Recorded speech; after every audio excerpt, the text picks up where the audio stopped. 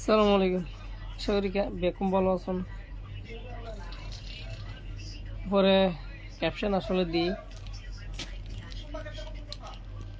যে গত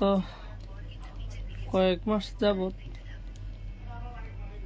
জামাতর প্রতিদিন কর্মকাণ্ড লড়ে কিছু হতা হয়ে লাগছি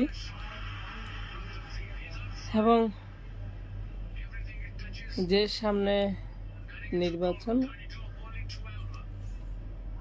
ওই নির্বাচন কেন করিব নবু মানুষের মন্তব্য কি, বিভিন্ন রাজনৈতিক দলের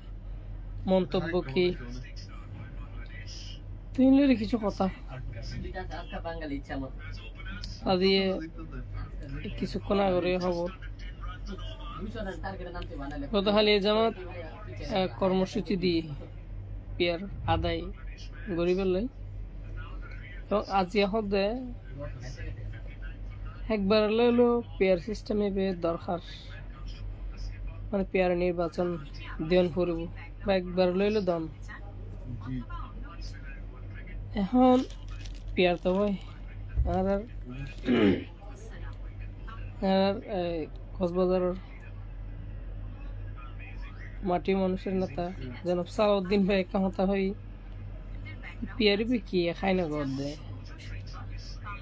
পেয়ার তো আসলে